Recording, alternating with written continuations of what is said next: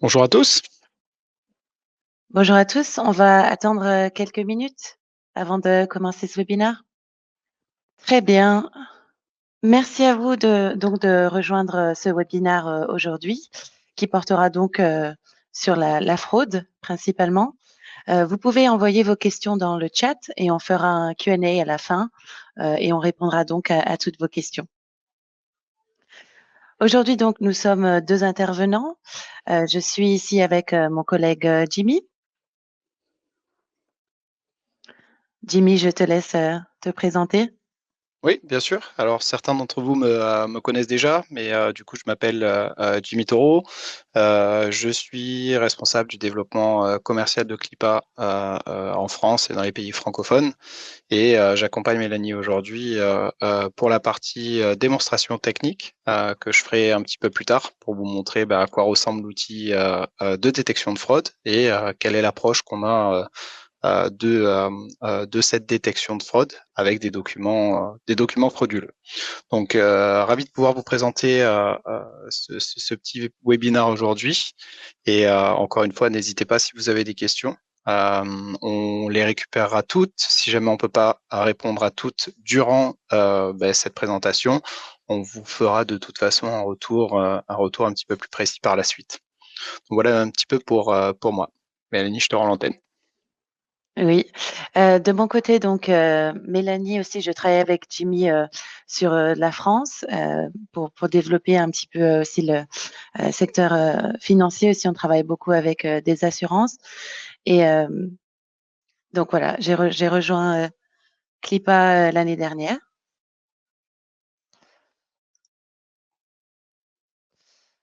Alors, il faut savoir qu'aujourd'hui, la fraude fait beaucoup parler d'elle dans les médias. On l'a vu, par exemple, avec des sources comme Figaro ou France Info. C'est un enjeu qui est majeur. Et donc, juste pour vous donner quelques faits clés, dans le service professionnel finance et juridique, 29% des professionnels aujourd'hui ont déjà rencontré des documents falsifiés. Donc, la fraude ne touche pas que l'informatique, elle impacte directement les équipes et les expose à des risques. Dans le secteur de l'assurance auto aussi, la fraude est estimée à 2,5 milliards d'euros par an. Euh, et ce qui est pourtant un secteur qu'on pourrait penser être régulé. Et les coûts sont assez énormes. Donc, l'impact général, un professionnel sur 5 aujourd'hui est confronté à un document falsifié. Et la fraude est vraiment de partout. Elle frappe surtout là où circulent les documents et transactions sensibles. Quelques tendances sur le marché. La fraude est en constante augmentation. On parle de 8% par an. Aujourd'hui, en France, elle représente 14 milliards d'euros. Donc, ces chiffres sont de 2025. Et elle est une des top priorités puisque tout le monde en parle aujourd'hui et elle fait parler d'elle.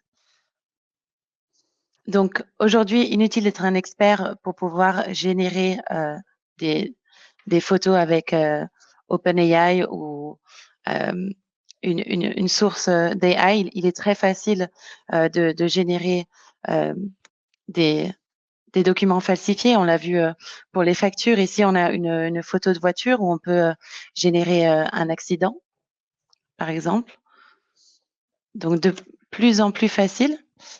Euh, on a un cas d'usage ici avec l'un de nos clients Nivea. Pour donner un peu de contexte, ça fait maintenant 4 ans qu'on collabore avec eux et on a vu donc différentes tentatives de fraude sur des documents de cashback. On peut voir ici l'évolution de 2022 à 2025. La fraude en 2022 paraissait assez simple. Ici, on voit que à votre gauche, ils ont seulement rajouté des écritures manuscrites dessus sur des reçus.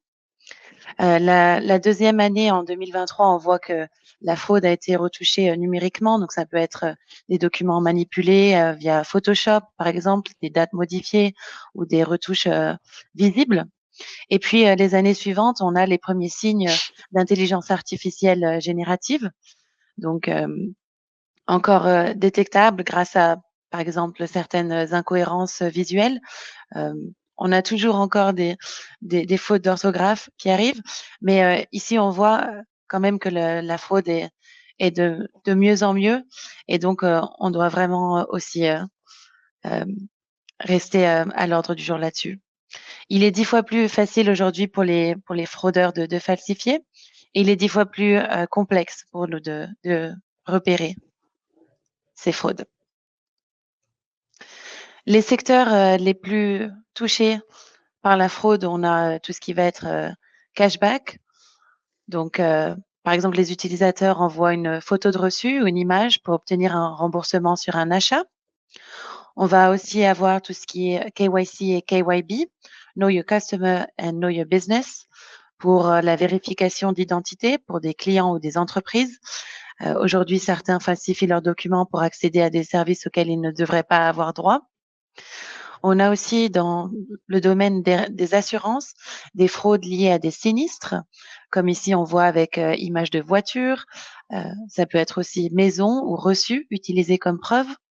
Et puis, on va avoir tout ce qui est paiement et compte fournisseur, envoi de fausses factures ou modification des IBAN pour obtenir des paiements indus.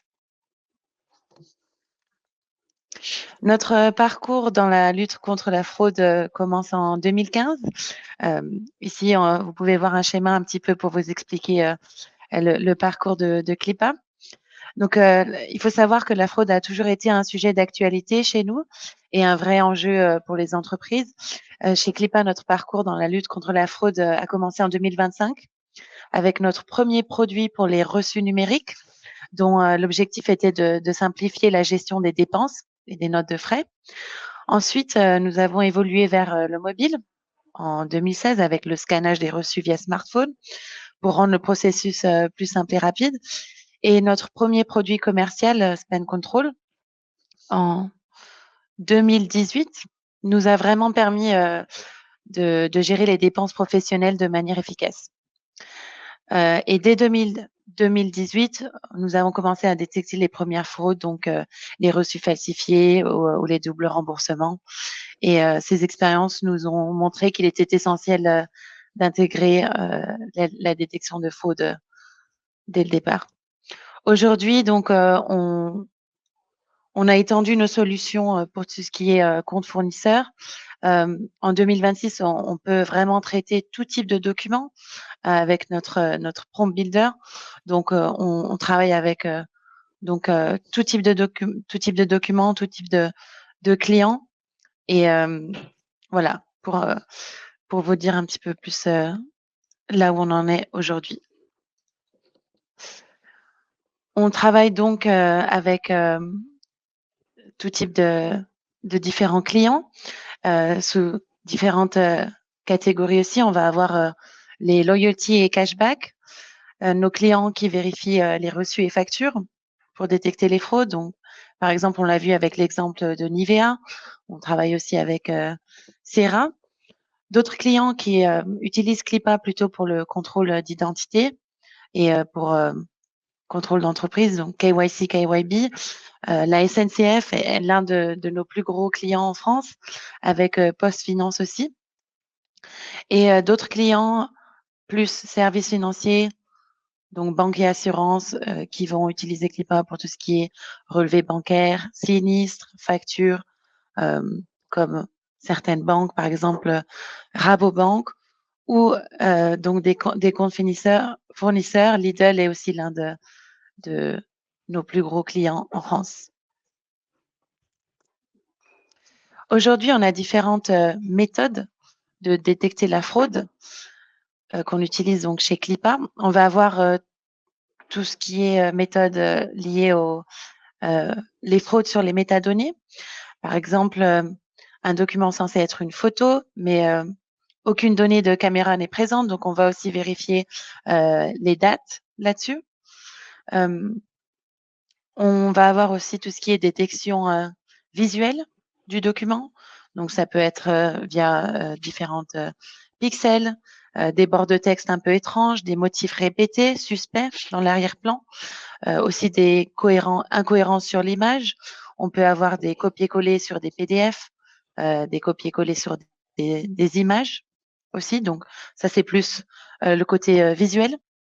On va avoir, comme on l'a vu et comme vous allez le voir avec Jimmy, des photos générées par l'intelligence artificielle. Donc là encore, différentes manières de détecter la fraude. Métadonnées aussi, ça peut être incohérence visuelle sur l'intelligence artificielle. Et on va avoir des analyses numériques et vérification croisée, donc peut-être des calculs automatiques sur les totaux pour détecter des erreurs. Et croisé, ça va être voilà, validé aussi avec les données qui sont dans votre CRM, par exemple. Et donc, en combinant ces différentes couches d'analyse, vous allez pouvoir détecter efficacement les fraudes grâce à Clipa. Avant de donner la parole à Jimmy pour la présentation avec la démo, juste pour vous expliquer un petit peu la solution via ce schéma. On a différentes manières donc d'aller récupérer le document via input. Comme vous pouvez le voir ici, ça peut être soit via une adresse email dédiée, soit directement via Google Drive. Ça peut être aussi une photo que vous allez prendre avec votre mobile où on va extraire la data, un scanner. Différents formats ici, ça peut être PDF, JPEG, Excel. Et ensuite, vous allez avoir différents outils disponibles. Donc, Clipa, il faut vraiment voir ça comme une plateforme de configuration, les outils qui s'utilisent dans le background. Donc, l'OCR, Optical Character Recognition, où on va faire de l'extraction du texte. Donc, on va pouvoir extraire les champs présents sur une facture, par exemple. On va pouvoir aussi faire de la classification, donc c'est-à-dire reconnaître une facture d'un devis, par exemple, ou d'un RIB. Donc vraiment classifier un document, c'est aussi un avantage. Par exemple, si vous recevez plusieurs pièces jointes attachées dans un email, on va pouvoir les classifier. Les anonymiser aussi. Je prends l'exemple des CV. On va pouvoir analyser certaines données qui sont peut-être qui sont peut-être un peu plus que vous ne voulez pas partager. La détection de fraude, évidemment, qui est le sujet d'aujourd'hui. Et on va pouvoir aussi faire de la vérification. Donc ici, vous voyez le petit bonhomme. Donc on appelle ça human in the loop. On peut aussi rajouter un contrôle humain avec des règles. Donc, par exemple, si un montant est supérieur à 1 000 € pour une facture, on va pouvoir rajouter une règle et vérifier ce document avec un contrôle humain. Et ensuite, on va pouvoir envoyer cette donnée en JSON ou en Excel à votre ERP directement. Donc, différents outputs ici. Je vais maintenant donner la parole à mon collègue Jimmy pour la présentation. Merci Mélanie. Bon, déjà, il faut savoir que la fraude, elle est faite à plus de 90% par des gens lambda, par des gens comme vous et moi, qui ne sont pas Franck Abaniel, si vous avez la référence de Arrête-moi si tu peux, avec Leonardo DiCaprio. Donc, c'est pas des chefs de la fraude, c'est des gens comme vous et moi qui essayent d'arranger un document dans leur sens. Donc, j'ai préparé un certain nombre de documents. Je vais partager mon écran pour vous montrer. Le traitement a déjà été fait, donc il faut savoir que nos modèles d'extraction auxquels s'ajoute le module de détection des fraudes mettent environ entre 3 et 5 secondes en fonction de la taille du document pour extraire les informations dans un premier temps, donc extraire les champs pertinents pour votre ERP, pour la data qui pourrait être intéressante à extraire, et en même temps conduisent ces modèles de fraude, ces modèles d'analyse de fraude vont conduire une analyse et donner un score. Donc, je vérifie que vous voyez correctement mon écran. Il me semble que oui. Donc ici, la première facture, il faut imaginer que cette analyse de fraude va vous permettre d'avoir un risque, un score de risque qui va vous permettre de prendre la décision. L'objectif n'est pas de remplacer complètement vos agents, le but n'est pas de remplacer complètement vos collaborateurs, mais de leur donner des outils, des moyens de faire une analyse plus poussée qu'une analyse à l'œil nu classique pour prendre une décision éclairée sur un dossier, sur la validation d'un document. Donc ici, comme vous pouvez le voir à l'écran, on a une facture tout à fait classique où aucune fraude n'a été détectée, même si toute l'analyse par couche a été faite, et donc on a un risque de présence de fraude de 0. Ces risques peuvent être de 25, de 50, de 75, de 100%, ce qui permet de créer des déclencheurs, par exemple, comme le disait tout à l'heure Mélanie, et d'envoyer le document qui présenterait un risque supérieur à 25% dans l'interface de vérification humaine pour une validation finale humaine. Donc ici, sur cette facture, l'analyse montre qu'il y a un risque potentiel. Donc on peut voir que l'analyse montre qu'il y a une fraude potentielle au niveau de la validité. Donc par exemple, le calcul a été fait sur tous les montants et on peut voir que le montant final, le total, ne correspond pas à la somme de toutes les lignes. Également, si je zoome un petit peu pour que ça soit un petit peu plus clair pour vous, vous pouvez voir que le set est complètement différent en termes de police d'écriture que le reste du montant, et c'est bien détecté ici en disant que ben, voilà, on a une modification de la police d'écriture. Même principe, grâce à la métadata, on peut voir que la date d'émission du document est différente par rapport à la date de modification. Donc ici, les dates qui sont affichées. Donc on a bien un document qui a été falsifié. De manière très grossière, il faut le dire.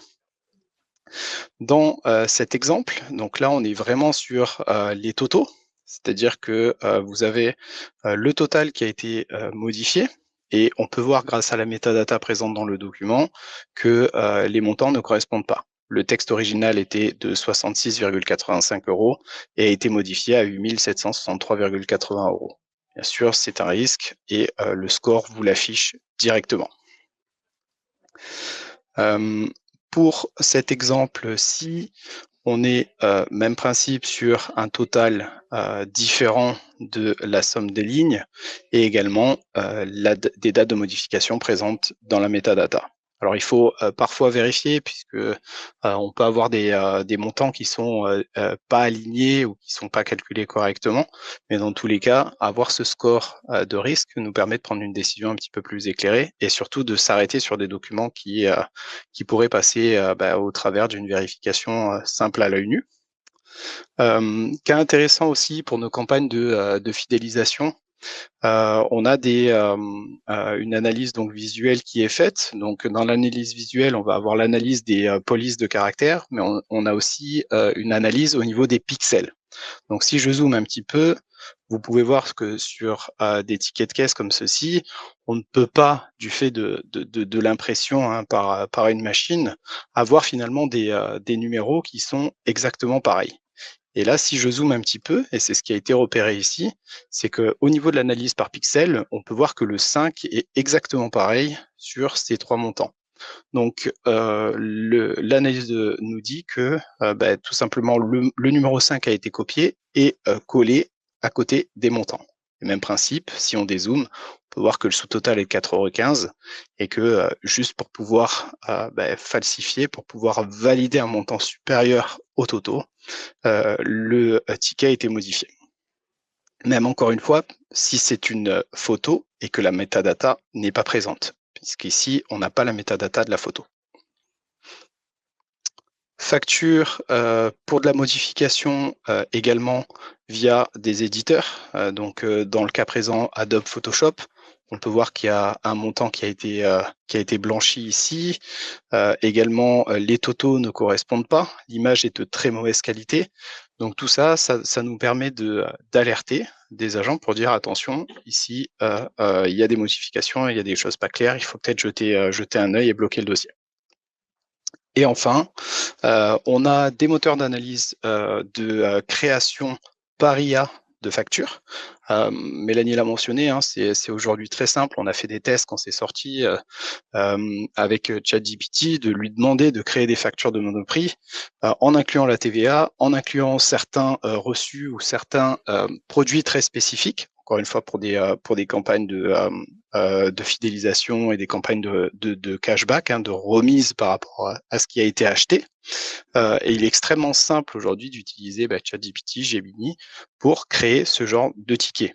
Vous avez parfois des tickets tenus par des doigts humains, donc ça reste extrêmement bien fait, difficile à détecter à l'œil nu si on passe rapidement et si on a énormément de reçus à valider.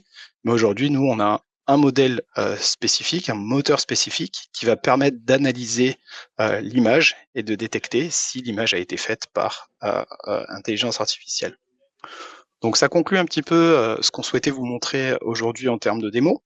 Bien sûr, là, on est sur une analyse de documents purs. Et encore une fois, si je reviens à ce que disait Mélanie juste avant, on a la possibilité de faire de la vérification croisée avec une base de données client que vous avez, avec une base de données d'informations d'entreprise que vous avez, pour pouvoir matcher les informations sur les factures et dire que la personne qui émet la facture est bien enregistrée dans votre système, est bien enregistrée comme fournisseur et est bien la personne qui vous l'envoie. Donc voilà pour moi. Mélanie, je vais te laisser la main à partir de là. Donc, je repartage mon écran.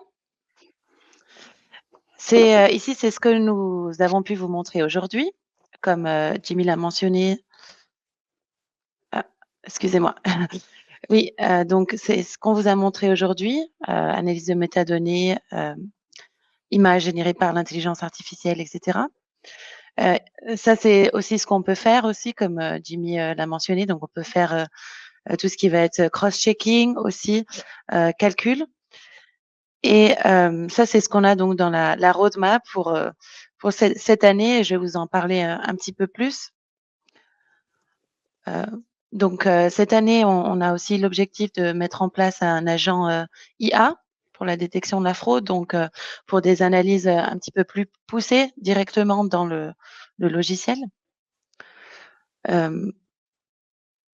On va aussi pouvoir valider automatiquement des prix en ligne. Donc, par exemple, si le montant semble ne pas correspondre au prix qu'on va trouver en ligne, on va pouvoir flaguer ce montant. Si, par exemple, il va être complètement disproportionné ou ne va pas correspondre, comme on le voit dans cet exemple ici. Et puis, on va pouvoir aussi directement traiter les factures avec le garage émetteur. Donc, on va pouvoir envoyer un email de manière automatique à ce garage émetteur. Et ça va vraiment pouvoir gagner au niveau de la fraude et donc d'avoir des résultats concrets là-dessus. Et demain, donc, on pense que les fraudeurs vont améliorer de plus en plus leur technique. On va avoir encore plus d'attaques, donc le chiffre va sûrement augmenter. Donc, on attend pour contrecarrer ces attaques, on va essayer de renforcer ce contrôle avec la fraude, notamment dans le KYC et KYB, où on voit énormément de fraude aussi au niveau de tout ce qui est passeport, carte d'identité, permis de conduire, etc. La surveillance des transactions. Et donc, pour les entreprises, qu'est-ce que ça signifie? Un besoin de ressources supplémentaires en outils pour vérifier et pour faire ce contrôle. Et voilà, tout ce qui va être solution automatisée. Maintenant, on ne peut plus vraiment compter sur l'œil nu pour vérifier ces fraudes. Donc, un système comme Clipa, dans ce cas-là, peut être excellent donc pour détecter la fraude. Je vois que vous avez déjà envoyé quelques questions. Donc, on va maintenant y répondre ensemble. Je vais peut-être répondre donc à la première question. Quelle langue prenez-vous en charge pour l'interface et pour l'extraction? Donc, pour l'extraction, ça va être tout ce qui est langue latine. Donc, ça peut être français, anglais, etc. L'interface, aujourd'hui, on a aussi plusieurs langues disponibles, notamment l'anglais, le français, le Dutch, portugais. On en a quelques-unes en plus, il me semble. Et on travaille aussi donc sur la traduction en espagnol cette année. Et je pourrais éventuellement répondre si il y a une langue en particulier que vous souhaitez utiliser pour l'interface. Jimmy, je te laisse répondre à une autre question. Oui, bien sûr. Donc, il y avait une question sur quel type de documents qui sont pris en charge. Donc, on a vraiment tout type de format, hein. Ça peut être de l'image ou du PDF, du formatif, du format HEIC. Il y a vraiment de multiples formats. L'idée, c'est d'avoir un seul point d'entrée, hein. Je rappelle un petit peu le flux, le schéma qu'a montré tout à l'heure Mélanie, c'est que on peut avoir différents points d'entrée et on a des outils à l'intérieur de Doc Horizon, hein, qui est comme une boîte à outils pour vous permettre d'avoir un flux complet. Au démarrage, quand on traitait les documents, c'était uniquement via API où on recevait le document, on renvoyait un fichier structuré de type JSON, et au fur et à mesure que les besoins ont évolué, que nos clients aussi également ont évolué, aujourd'hui, on nous demande d'avoir une solution complète, c'est-à-dire une solution qui, par un démarrage d'email ou par un point de chute dans un SharePoint, démarre un flux, que le document passe par une succession d'étapes, une succession de modèles pour à la fois extraire et analyser les fraudes, et enfin vous ressortir le fichier structuré de l'extraction, et également s'intégrer avec un ERP, avec un système de management de data, donc vraiment un flux complet. Donc différents types, pour revenir à la question, différents types de documents, quasiment tous les types de documents possibles, tous les formats possibles. Et du coup, je rajoute, je réponds à une autre question qui est: est-ce que nous conservons les documents de nos clients? Alors c'est une option, pas de manière native, c'est-à-dire qu'à partir du moment où le document est traité, on extrait l'information, on extrait les informations sous format JSON, on vous les renvoie avec le document si vous le souhaitez, et ensuite automatiquement, donc ça c'est comme ça que notre système fonctionne, automatiquement la donnée est supprimée de nos serveurs. L'objectif c'est d'être en ligne avec toutes les normes RGPD, donc il n'y a aucune information qui est stockée. Encore une fois, ça peut être une option, hein. Ça peut être aussi de manière temporaire quand on a un outil de vérification humaine, où le document est en attente dans une boîte sécurisée le temps que un collaborateur, un agent valide le document. Une fois que le document est validé, bloqué ou supprimé, le document poursuit sa route et est supprimé en fin de ligne. La seule chose qui est gardée, c'est le nombre d'appels API dans un but de facturation, mais en aucun cas des données sensibles.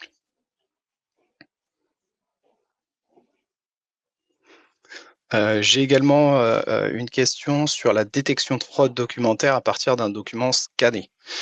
Donc, comme on l'a présenté tout à l'heure, on n'a pas uniquement une analyse de fraude sur la métadata, sur des documents présentant de la métadata. On a aussi cette analyse visuelle, donc l'analyse de pixels, l'analyse de police d'écriture, qui va nous permettre de déterminer des pointeurs si, oui ou non, le document est frauduleux. Par contre, il y a bien sûr des limites, hein.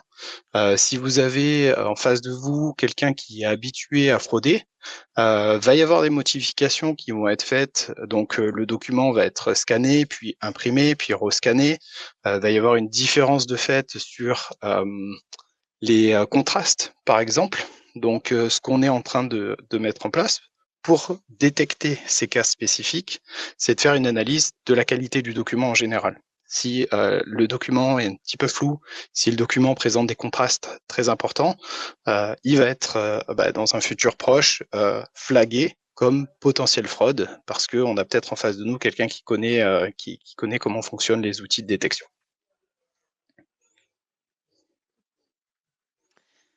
Très bien, je pense que c'était tout au niveau des questions. Je vous remercie d'avoir suivi notre webinaire sur la fraude. N'hésitez pas à nous contacter. Vous allez avoir le lien de notre calendrier personnel, donc on peut toujours organiser une démo ou un call pour comprendre un petit peu quels sont les challenges que vous avez aujourd'hui et comment on peut y répondre avec l'IPA. Donc, n'hésitez pas aussi à nous contacter de ce côté-là. Et je vous souhaite une excellente journée. Merci à tous. Bonne fin de Merci. semaine.